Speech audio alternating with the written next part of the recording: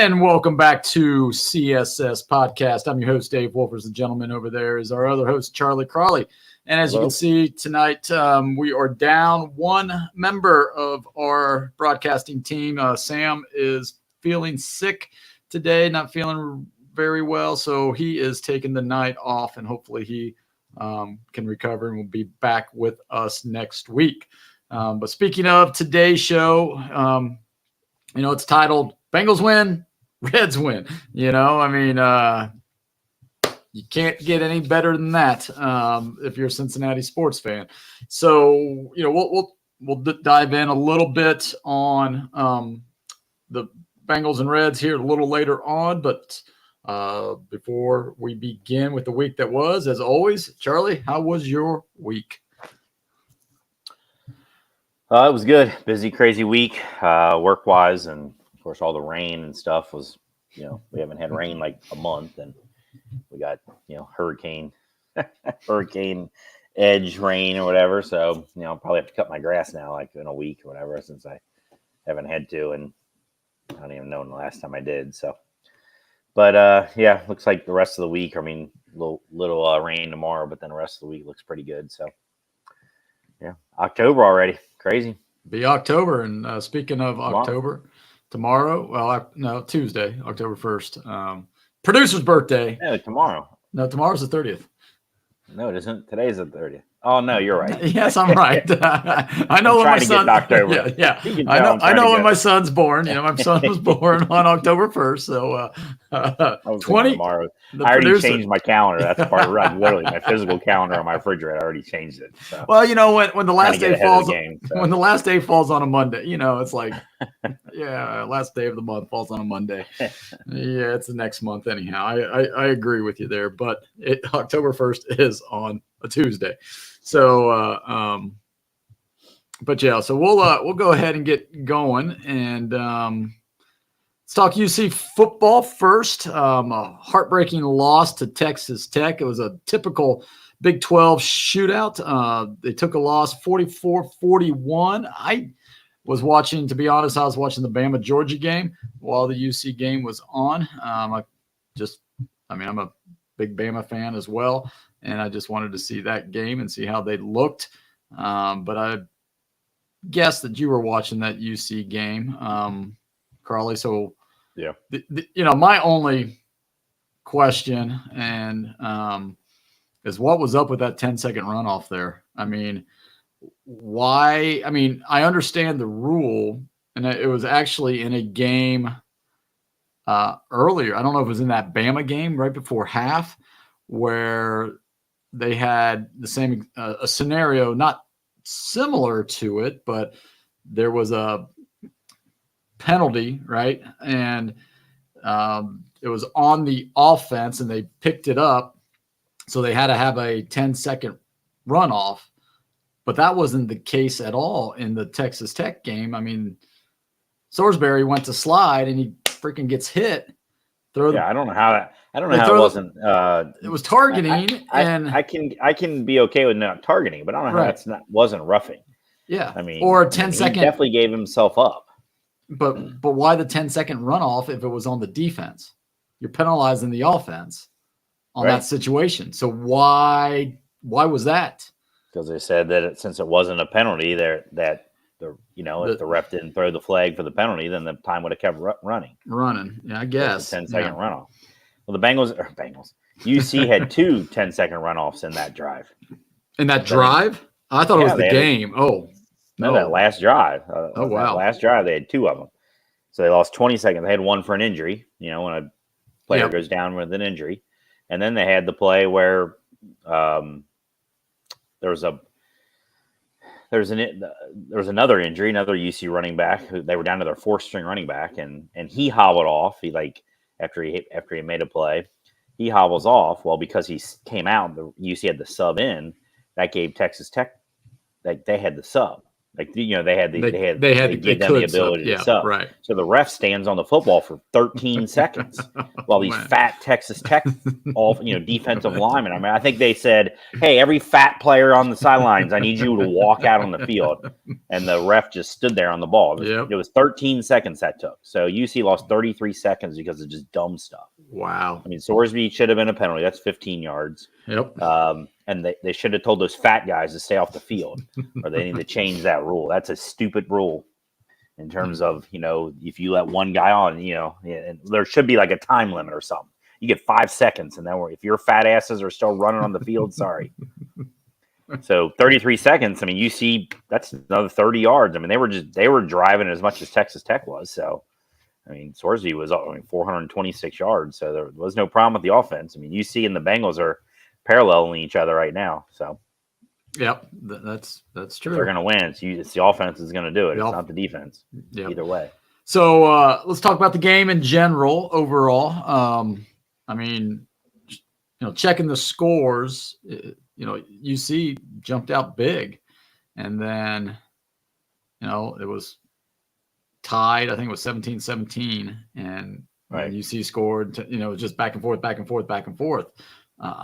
go ahead and talk about. UC missed a field goal at the end of literally at the end of the first half and at the end of the second half. So they had 2 missed field goals. They had that drive thing at the end with all the craziness there. They had 2 they had a pick 6. Texas Tech had a pick 6. So you got a pick 6, 2 missed field goals. Take those 3 things away, and UC wins the game. So. I mean, Texas Tech's offense is good for sure. I mean, they're running back. I think he might definitely leads the Big 12 in yardage. He's got to be up there for the country too. Ran for like 170, and they actually got to run with their first string running back, whereas UC was literally down to their 4th running back by the end of the game.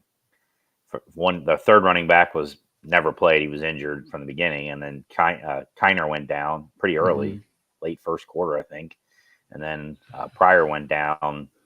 Second quarter, maybe. So, yeah. So you had all that. You had that. Didn't the 4th string catch a little pass? Yeah, and 71 yards or 75 yards touchdown or something like that. Yeah. He had 2 touchdowns. He had another catch later. So for a shorter one, but so the offense. You score 41 points, you should win the game. You should, but this is the Big 12. This is the Big 12. So anything can happen in the Big 12, right? Just a sieve. I mean, they first quarter and a half, they were okay. I mean, when UC was up 14-3, I mean, that mid second quarter, and then just they were loading the box in the first quarter ish, and so they were able to stop the run, and then they started throwing the ball, Texas Tech, in the second quarter, and so UC had to back off a little bit, and their defensive secondary couldn't cover anything. I mean, it reminded me of the Commanders game on Monday night with the Bengals, where it was like the defensive backs didn't even know they were supposed to cover anyone. It was like 5 yards between the receivers and the DBs. It wasn't like these guys were making catches with somebody draped on them. I mean, it was just they were just running into a zone, and the guys just stood there. So, like the defenders. So I don't know what was going on there. It was just a poor effort, or maybe just poor execution. Maybe it wasn't the effort, but poor execution. And the optimist says they're still instituting this new defense, and it's going to take more than. And they played their best offense. The team they played, Texas Tech. That was the best offense they've played all season for sure. It's way better than Pitt's and Miami's and whoever else. So we'll see. They get a bye this week, which is absolutely what they need. I mean, they are a mash unit. Between 4 running backs, between Corleone had to come off for a little bit. They just have Xavier Henderson, who had another big game. I think he had 7 catches for 127 or something. Really, really. 40-something yard touchdown. So really good game. Got hurt in the last series. So hopefully I haven't heard anything. So hopefully that's the 2 weeks off. We'll get most of those guys back in ready to go, because they got to go to UCF, which is like UC South. Mm-hmm. Going to be a bunch of guys on there that they should want to rip apart. But the UCF guys, ex-UC guys, are going to want to do the same thing. So that could be a interesting game just because of down in the jump bad house. blood between the two of them. So it should be interesting. That's and don't know the kickoff time, right? Still, So we're we 2 won't weeks know away, that. and of course they wouldn't tell us to kick yet. Right. So we won't know that till probably next Sunday.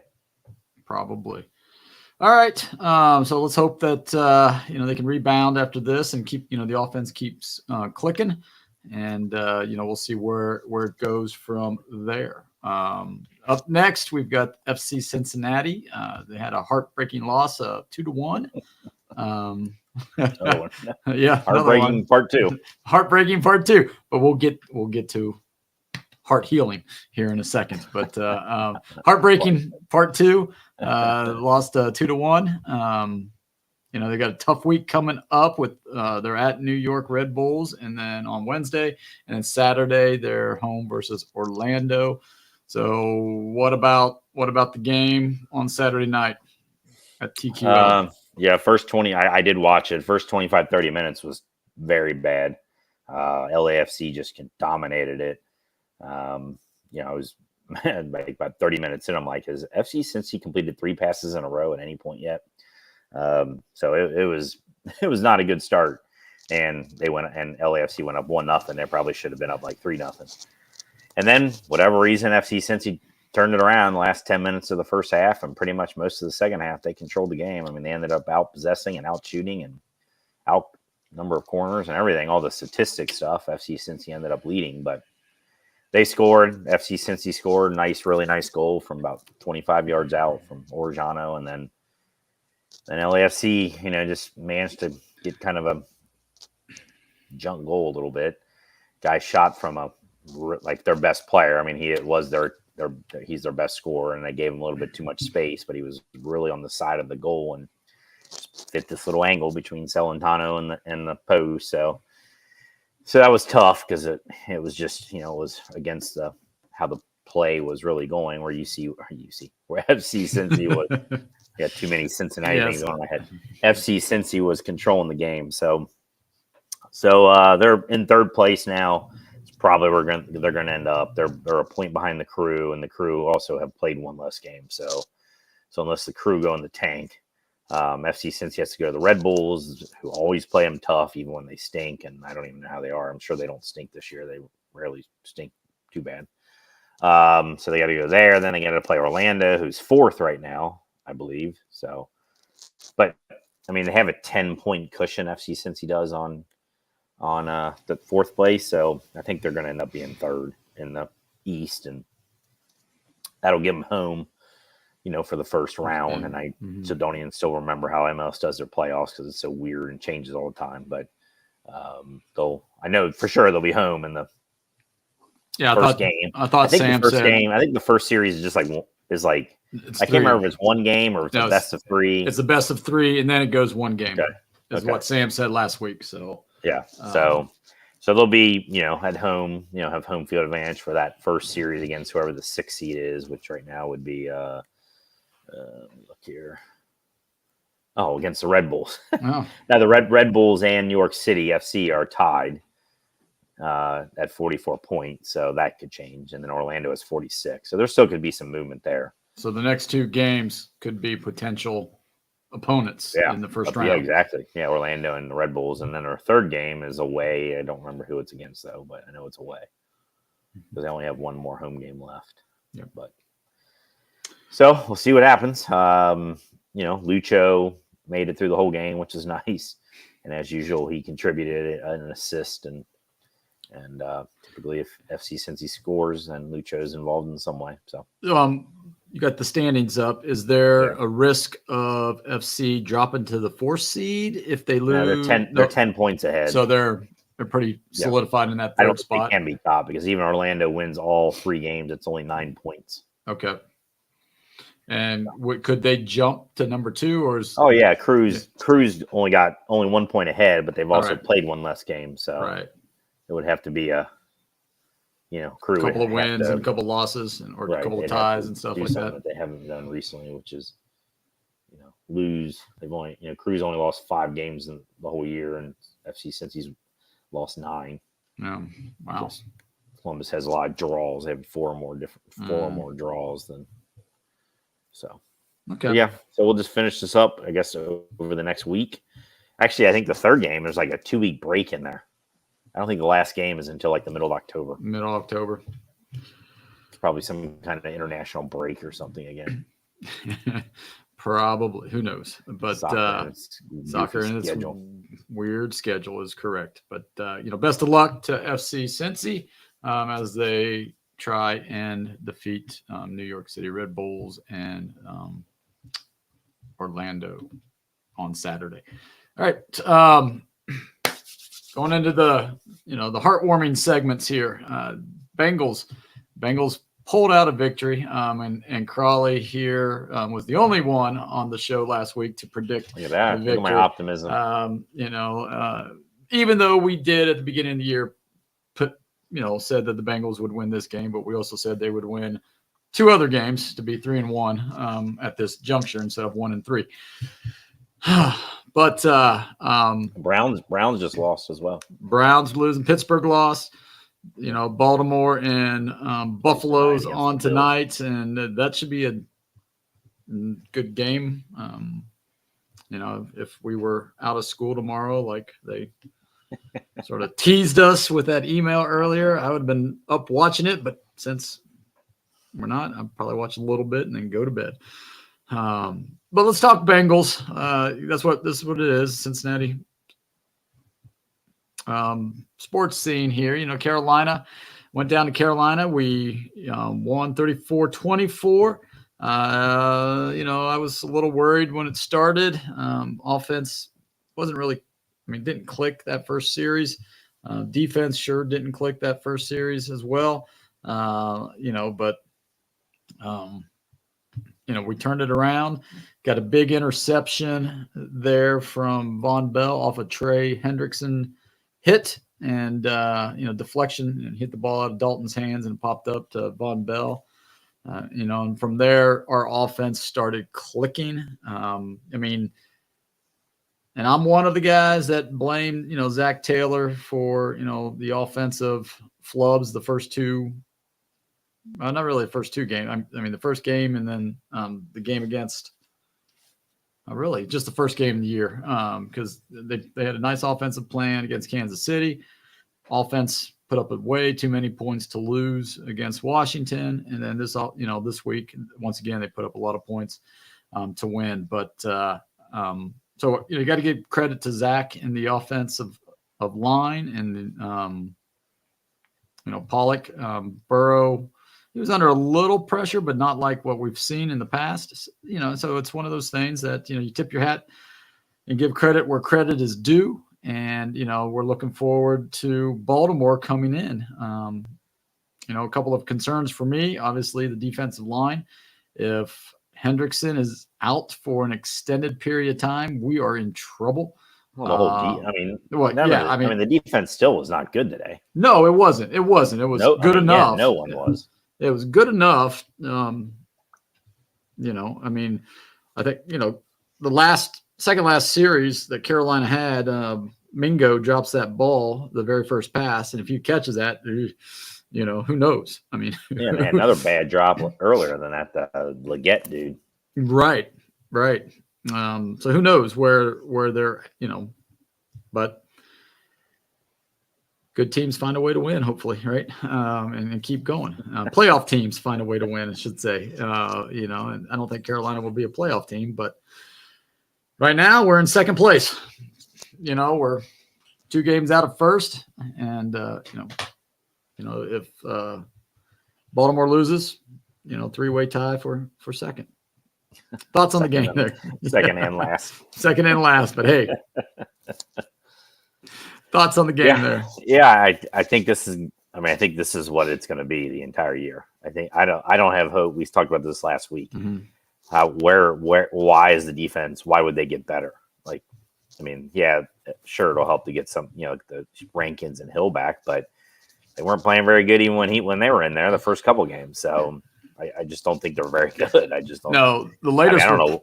Yeah, I don't know what's Taylor Britt is not good. What is going on with him? He's getting. They're just going after him. Mhm. I mean, they went after him more than they went after. I mean, Dax Hill did barely. I mean, I didn't barely even see him. I mean, because they weren't targeting him. Cameron Taylor Britt was also. I don't know what's going on with him. I thought he was going to be our number one. I think at the beginning of the year we talked about him being one of our 5 core players. And Right. that's not a good sign because he's not been good at all. No. Today might have been his worst game. So I'm, I don't have a lot of hope and optimism for the defense. I just think I think Pratt and Wilson are average at best linebacking group. The defensive line is way below average, and the defensive backfield is way below average right now. So they won like how they're going to have to win. They're going to have to outscore the other teams. They should have won last against the Commanders. They scored 33 points. You win a game. So just the defense was even worse last week. So the Commanders blew out the Cardinals today. So in Arizona. But the offense played well. Burrow played well. T. Higgins had a nice game, being more of kind of possession receiver today. Jamar Chase didn't catch a lot, but he had obviously his big play, and that's what you want out of him. You get 60 yards out of him and touchdown, and goes from there. So, running game was pretty good. I mean, I think doing a pretty good job of mixing up Chase Brown and Moss. Kind of giving them each about the same number of carries, which again goes back to week 1, which Chase Brown barely was even on the field. Like again, why? What's different from game 4 versus 1? Like, didn't you know in game 1 you needed that's the way that's gonna be your best tandem? Is neither one of those guys are A-level running backs, so they're B-level probably. So you put them, you do what you did today, which is split them up, keep them fresh, so I have no idea why. Again, Zach Taylor, week 1, what's the purpose? So I was happy with that, and hopefully that'll we've got 2 good games in a row now out of the offense, and getting Gesicki. I don't know if he didn't do a lot today. No, 1 catch tight minus ends in 9. general didn't do a lot. Do what? Well, 1 catch. Yeah, all had 4 catches. All had 4 catches. Some nice blocks. It looked like Burrow was wanting to go after the cornerbacks a lot more. I mean, he threw most balls to the outside. T had 6 catches. Yeah, Chase had 3 or 4. Had 3. Most balls were to the outside. Other than Chase's big touchdown run, catch and run. And then they didn't, Gesicki and. Well, I tell you, the play call at the end of the half that could have. Oof. Oh, I know. God, they got lucky with that. Thank God Nick Scott was on the Carolina Panthers. I know. I thought the same thing. Like any other defensive back would have come up and tackled Moss. I mean, Moss literally fell. Yes, and then Scott comes in and slips too. I don't think he wanted to.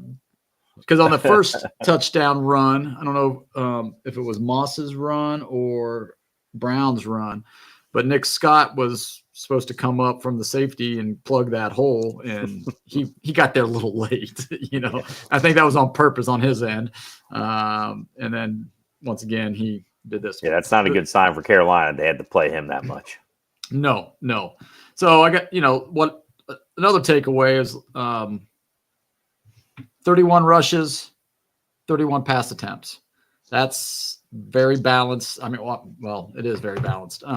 But that's what I think the Bengals need to do. They can't be 45, 50 passes and 10 runs, right? So they have to be able to get the ball in their running back's hands and run the ball effectively. And I think this 2-headed monster with Brown and Moss, I think Brown should be RB1 and Moss should be RB2, because I think Brown gives you that little extra burst. I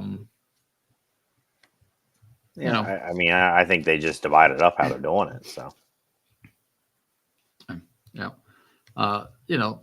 my concern going into next week is, like I said, the defense and trying to stop Lamar Jackson, and I wasn't worried about his passing, but I am equally worried about his passing and his running ability now, just because we can't get any pressure, especially if Trey is out, because they said he was in a sling. His arm was in a sling. had neck it. So, who knows what that is. If he's out for any extended time, yeah, we are in trouble. I mean, Hubbard is working his way back from, the preseason injury. Osai was in there today, but didn't hear his name. Miles Murphy, I think, is eligible to come back next week, but how many snaps is he going to get? I don't think he's ready. BJ Hill is ahead of Rankins in coming back, but they're probably not going to be back next week. And even if they are, I mean, what can they do?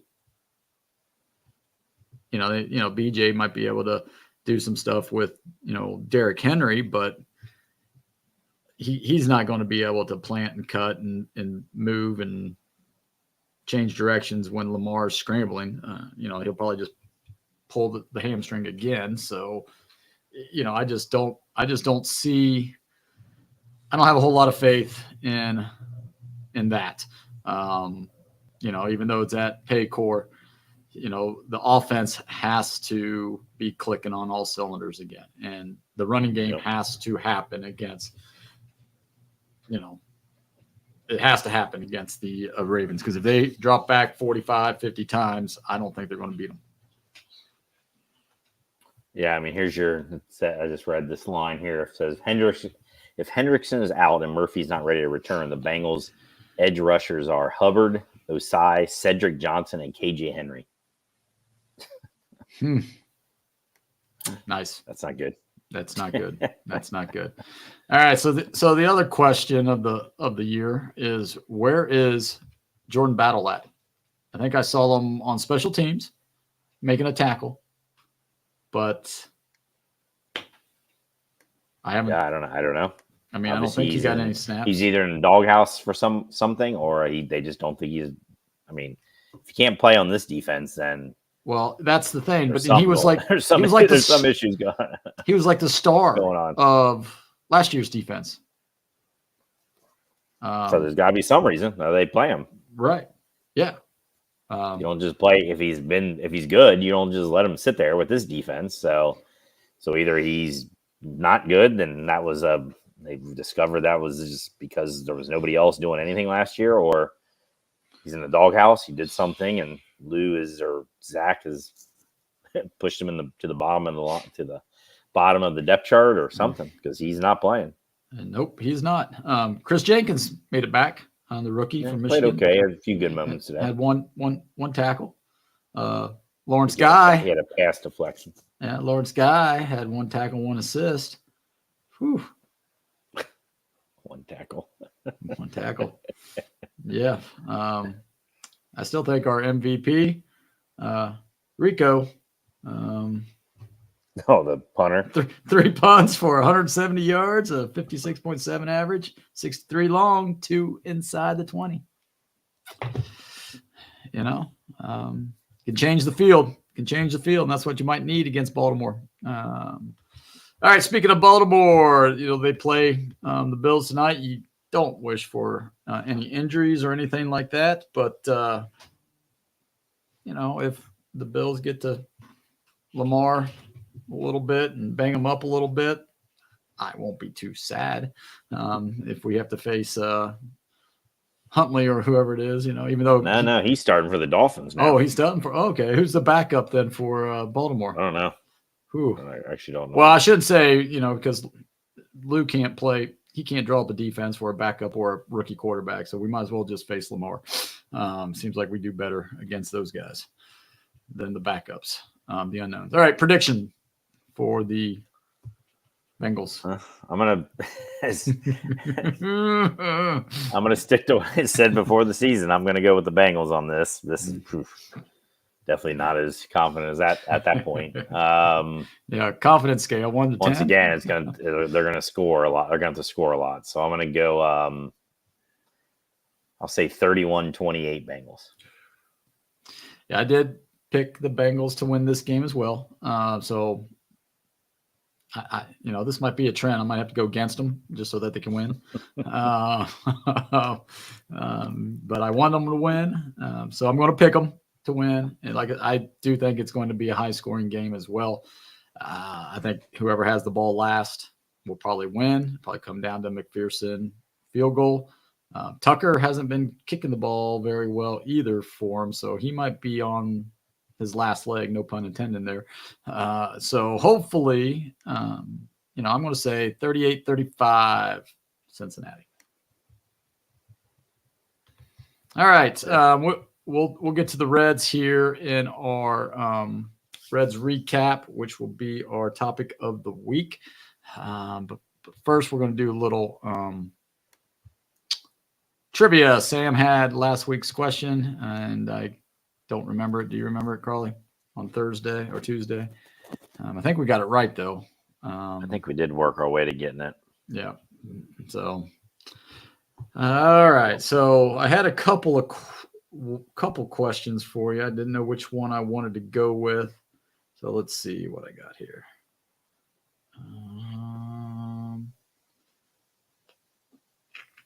So they're Reds questions. I'll give them both. Okay, so I'll give you this one here. Elliot De La Cruz becomes the second Cincinnati Red to lead Major League Baseball in steals. Who was the only other Red to do that? He had 57 steals in 1970. Oh, sheesh. That's before I'm born. Pinson? Nope. Played the same position, though.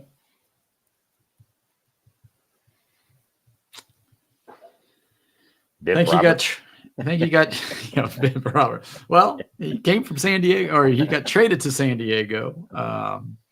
I know one like Lee Helms or Lee, not Lee Helms, Tommy Helms. Lee May and Tommy Helms. I put those two together. Yeah. I know they both got traded. No, he batted like this. He batted way high. Left-handed batter, number 28. I don't know. Bobby Tolan. Yeah. Okay. All right. So this one you might get. Lowest, the Reds, Rhett Lauder is in his first 5 starts, he has the 4th lowest earned run average at 1.4. Can you name the 3 who are ahead of him? In Reds history? In Reds history since 1913. Since 1913. Well, I'll give you this. I'll give you the one in 44 because you'll never get Jim Constanti. You'll never get that one. But you should get the other 2. You should get the other 2. And one was pretty recent. I mean, pretty recent. Abbott last year with a 1.21. I was gonna say I know he was really good this first 5 games, 6 games, 8 games, I think it was. I don't know, was somebody like from the 70s, like Don Gollett or something? No. Nope. It wasn't Don Gollett or nobody from that time period. It was in the 80s, I'll tell you that. So it was the 80s. Oh, Soto? Nope, not Soto. Believe it or not. Didn't have any other good pitchers in the 80s other than him. This is the first 5 starts as ever, Red, or as a Red? Ever. But I mean, they didn't have to. Could they be a veteran that got traded to the Reds? No. Okay. This was a rookie. Oh, probably. No, that would have been 90 though. I was going to say Jack Armstrong. That was a good guess, but no. I don't remember any other good starters from the 80s. I mean, there was Tom Browning. There you go, Tom Browning. Yeah. He was number 1 on the list at 1.14. So good job. So, yeah, that was the trivia. Okay. All right. So next week you'll have the trivia question, and we'll see if we can get it. All right. So our topic of the week, we've got a couple things. Reds coming to you. Some good stuff here. Let's get this done here. Let's get this done. All right. It was Reds last week, and I think we can officially say bye-bye, Benny. I don't think Freddie Benavides. I sure he'll get an interview. I do not think he will get the job. Going 1-4 your last 5 games. The one thing that he can hang his hat on, though, is like they won the first game of the year and they won the last game of the year. So, that's something that, they bookend the season with 2 victories. David Bell's probably just smiling as he sat there, watched the game today in the 10th inning when Marte got picked off as a ghost runner on second base. Some things never change, whoever the manager is, seems like. But, they went 1-4 to end the season.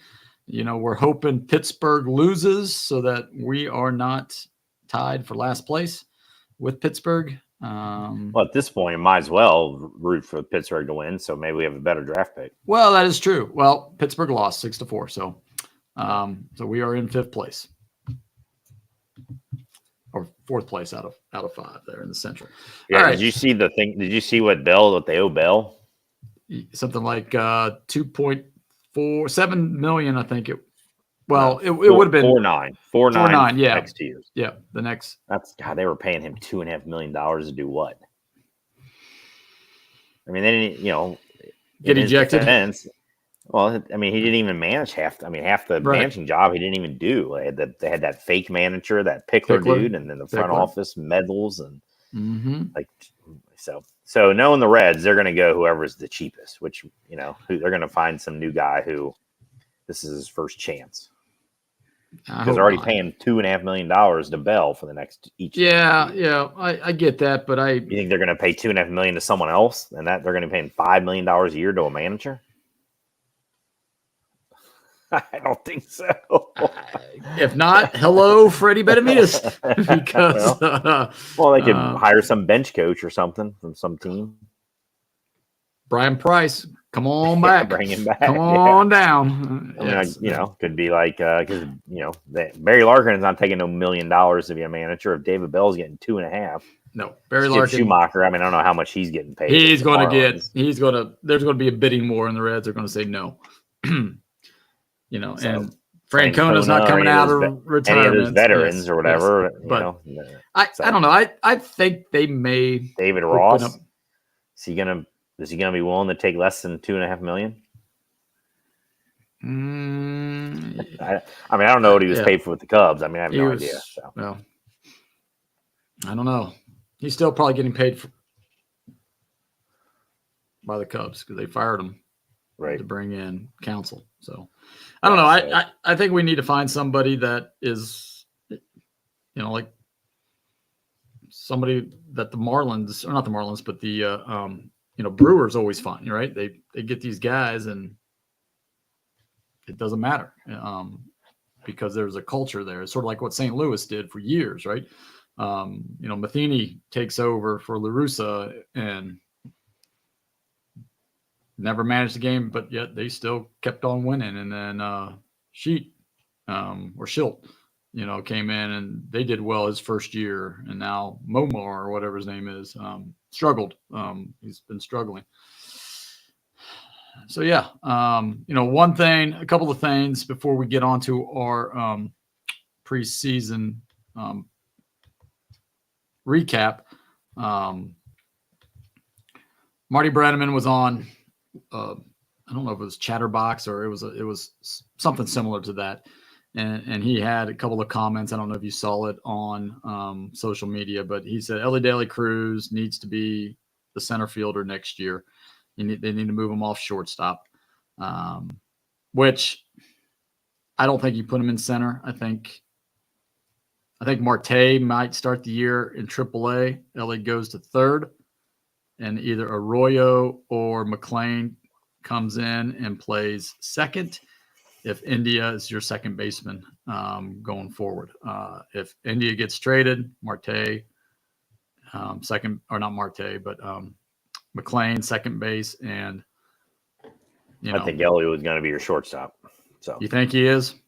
I think they're going to argue that, or they're going to say, because his range is so good, and he does, he has such great range, and especially if you have Indy at second, right? His range is not good.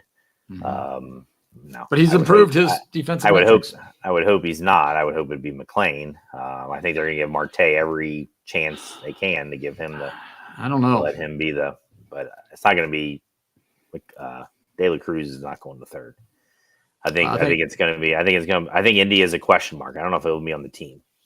I think it's going to be Marte, Ellie, McLean, and CS. Well, the thing is, and I'm glad to see that McLean is down in the Arizona Fall League taking some swings because he has to play. I mean, he hasn't played in 500 some games or days, and it's like, right, you can't go into the season saying McLean's your second baseman because you don't know how he's going to respond. Right, you don't know how he's going to respond. So I think you have to keep, India as insurance, or our super sub Espinal will be there. So that's one thing. The other thing, what I want to ask you is, what are the heading into next offseason? What are your top 3 priorities for the Reds to be in the playoffs next year? Well, they definitely have to get an outfield bat. Got some pop. I mean, it's ridiculous how little home runs they hit in Great American. Yeah. Even though I don't mind them being that's not the focus. I don't want another guy that strikes out 200 times and, hits 25 home runs. Right. So that's one. 2 for me is, I think they got to, I don't know. I think they got to shore up the bullpen, with some guys. I think Buck Farmer had him one of those years where it's better. He's better than he really is. Jabot's back. Great. Pagan wasn't very good. Diaz he had a lot of saves, but still average to me. Mm-hmm. They traded, what's his name? It would have been gone anyway. So yeah, I mean, the bullpen right now it's wide open. So, what are they going to do with that? Yeah. And then probably a development of the young, these, their core, they're still all these young guys. So yeah, they need to take a step forward. If you consider Stevenson young still, you had 2 guys that took a step forward. Right. And everybody else is either injured or regressed. Mm-hmm. And some for some guys, it was both, like CS. Right. So that really probably is number 1, really, because that's like half their team, if not more, is these young guys who they're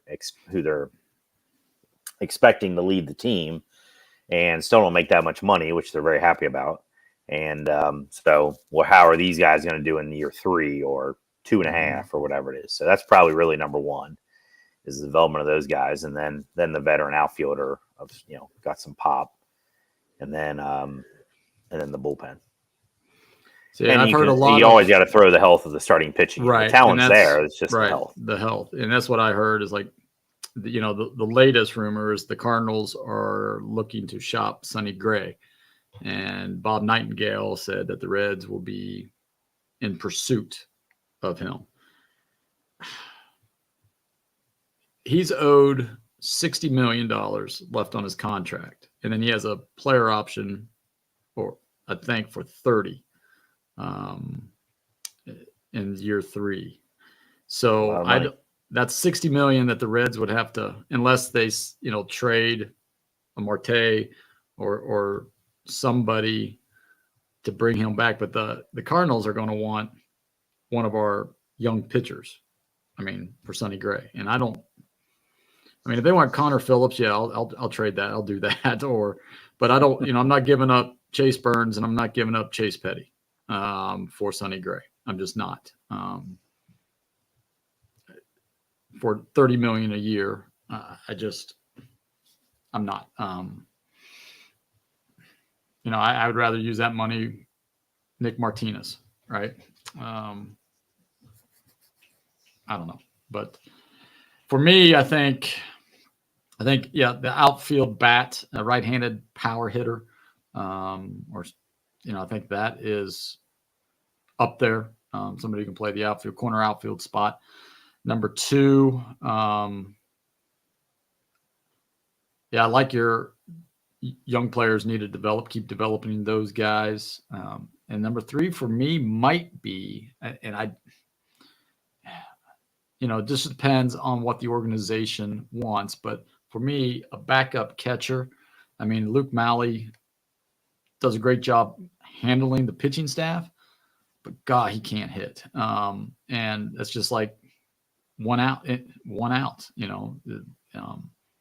the way that these players were hitting, you have 3 outs in the order, right? 7, 8, 9, usually out. Especially Will Benson was sandwiched in between him and Luke Malley, right? So it's Right. just, so I think maybe you look at a backup catcher, but I think the Reds value Malley's leadership and his handling of the staff, and I think the pitchers like throwing to him. So I think it's going to depend on a organizational decision and whoever the manager is and what they're looking for in a backup catcher. And if they hire a catcher as a manager, former catcher, I think he would know what he would want in a backup.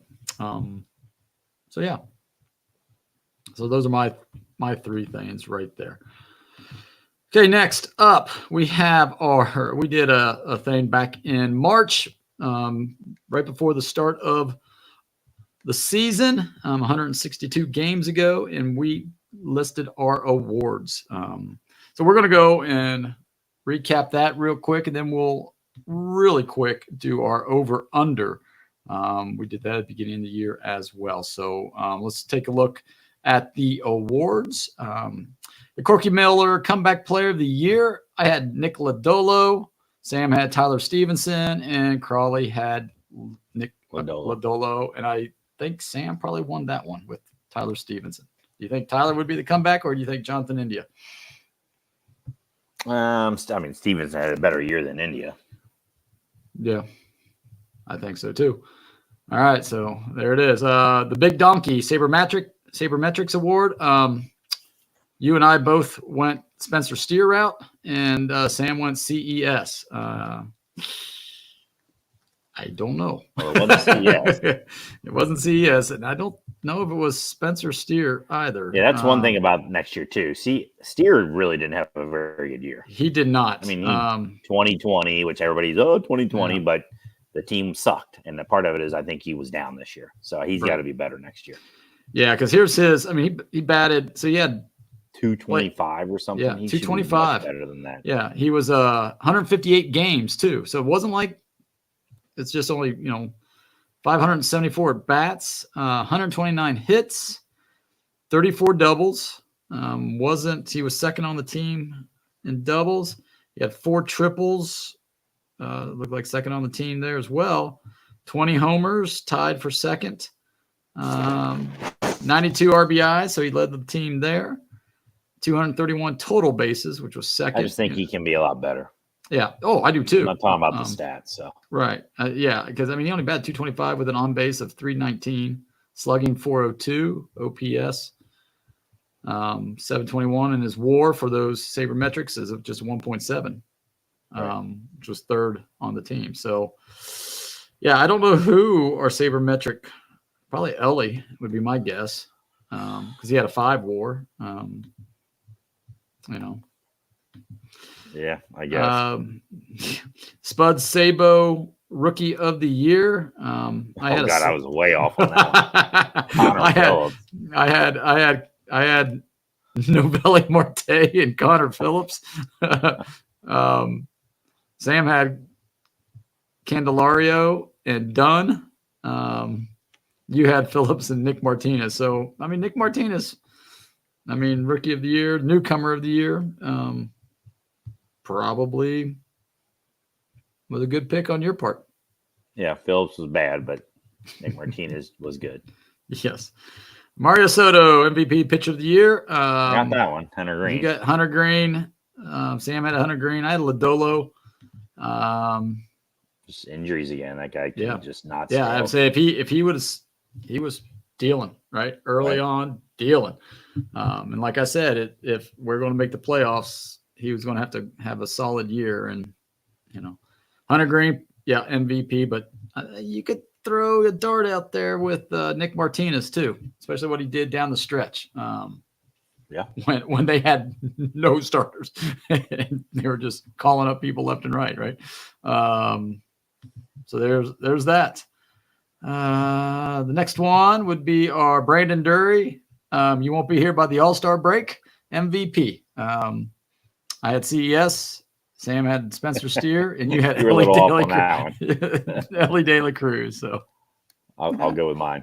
You go with yours. Yes. Yep. You are correct. I went with CES because I just said he wasn't going to be here, and he wasn't here by the All-Star break.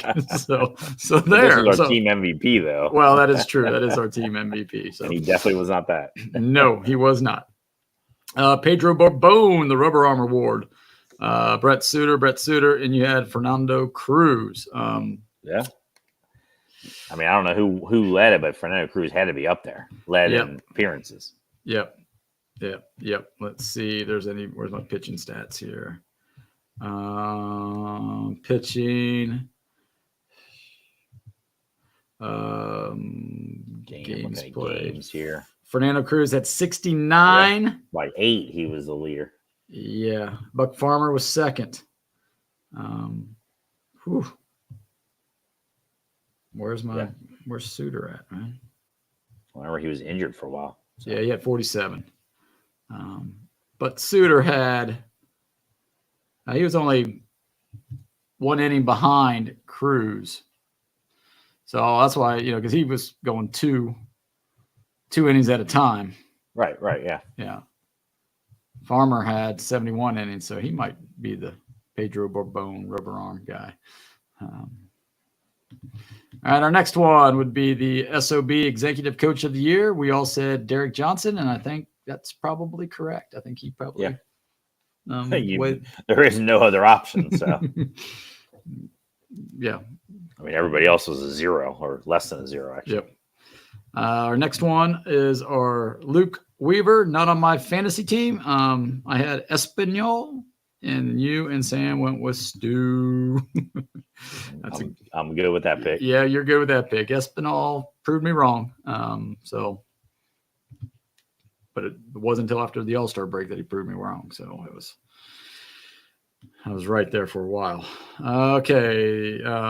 Mike Minor League Player of the Year. I had Cam Collier. And then you two guys had Rhett Lauder. I think I'm going to win that one. I think Cam Collier will probably be the Minor League Player of the Year just because Rhett is now with the big club. Yeah. So, and then our last one is our Dr. Teddy Kremchek IL award winner. I had McLean. Sam had Lodolo. Sam had Lodolo, and you had Antone. So it could be I think a 3-way tie. Three-way tie. It could be a 3-way tie. I think it is. So there we go. And then you missed the Will Myers DFA award.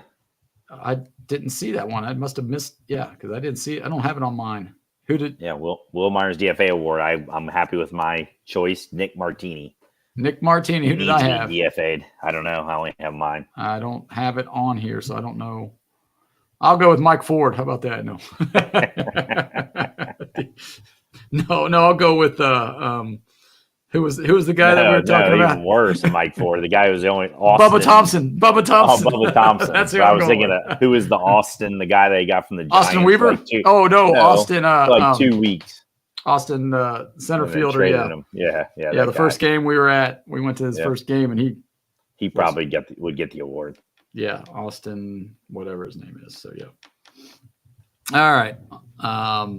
So there we go. Now we're going to go, I have most important position player. Oh, yeah, most important position player. I had Jonathan India. You had TJ you had Ellie. I had Ellie. And then Sam had TJ Friedel. So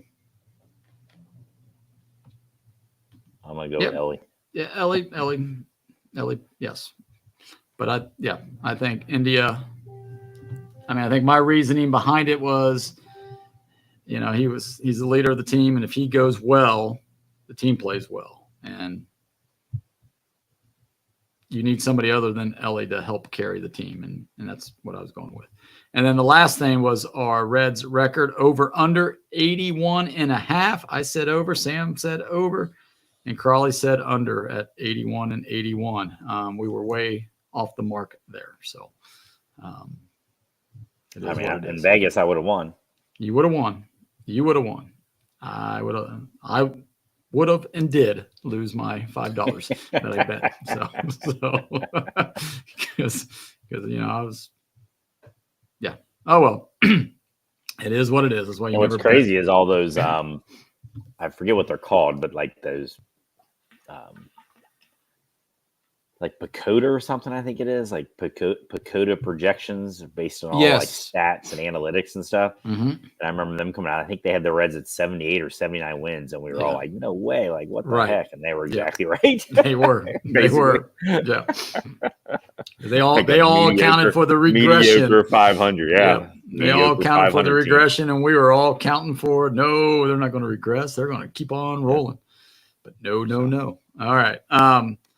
So, speaking of over-unders, we did a little thing here on over-unders, and we've got it up. So the first one was we did over-under Andrew Abbott, 143 innings. We all said over except for our guest, Mike Weiler, and Andrew Abbott pitched 138 innings this year. Man. So we lost that one. The next one, we have Hunter Green, 163 strikeouts. We all said over.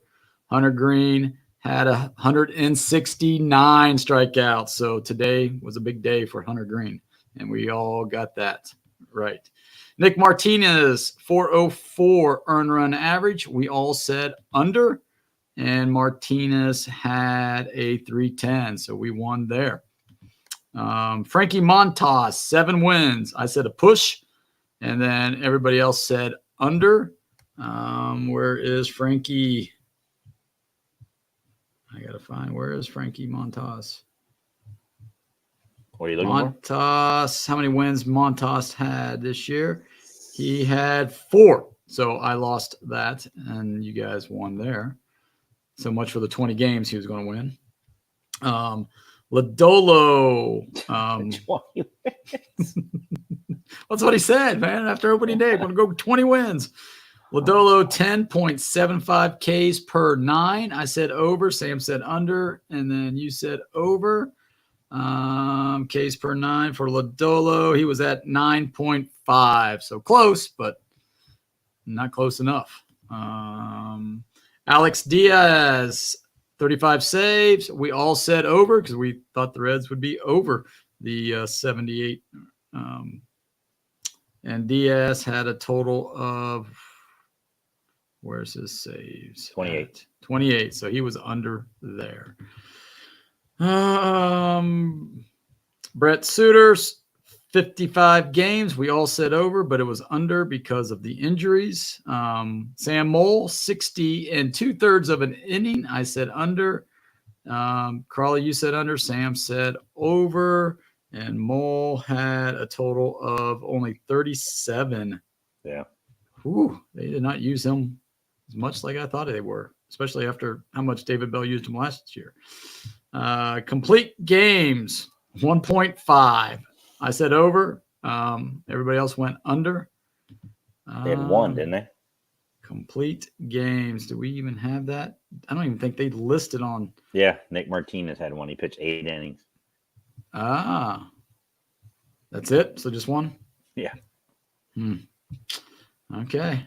Dang. L.A. De La Cruz, 45 stolen bases. Ooh, I said under. I was way off. You guys said over. Sam said under. So, yeah, he ended up with 8 stolen bases. CES, 29 home runs. I said over, and everybody else said under. So, you guys won that one. Jonathan India, 130 games. I said over.